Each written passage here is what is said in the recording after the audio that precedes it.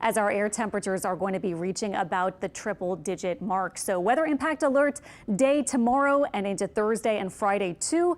It's what we're expecting. When 10 to 7 p.m., 10 a.m. to 7 p.m. Record heat near 100 degrees is what we're talking about. And of course, you know what you need to do, like we were just hearing. Drink lots of water. If you're doing something strenuous outside, drink something with salt or electrolytes, take breaks, check on pets, check on the vulnerable. Here's our forecast for tomorrow. You can see these temperatures steadily increasing, and they might actually be a little higher than that 97-degree mark by 3 p.m., at least in spots for tomorrow. Today, Slidell touched 101, Gulfport hit 100, the airport at Kenner 98. So we're going to be right in that range or just above over the next 3 days.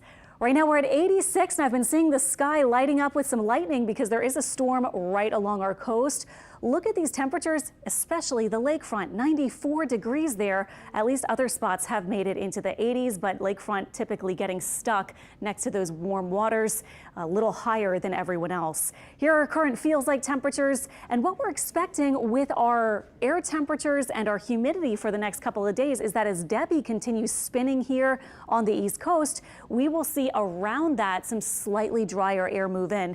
Not enough to actually make it feel better, but it may just allow those air temperatures to go up a little bit, and it may actually limit the heat index at least somewhat, which I'll show you in just a second.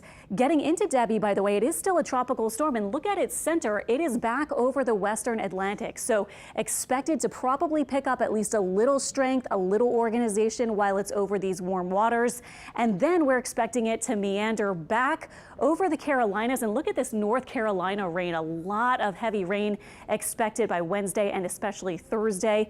Even into Friday, this system will still be along the East Coast, but finally, by the time it gets toward the end of the week, it'll be around the Northeast, speeding up and eventually off over New England and into Canada.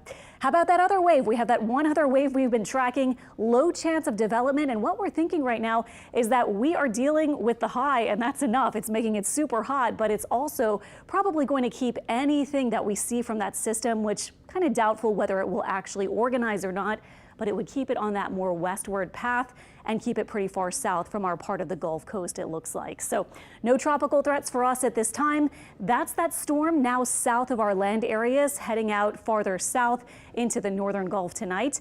North and South Shore lows tonight around 80 degrees, and tomorrow, there it is, the triple-digit forecast for tomorrow. Lots of sunshine, and I actually have 100 on Thursday and Friday. If you don't actually touch it, you will get very close, and you might even surpass it by a degree or so like Slidell did today.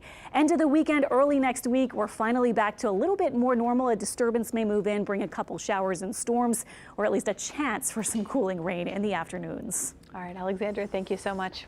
Here at WWL Louisiana, we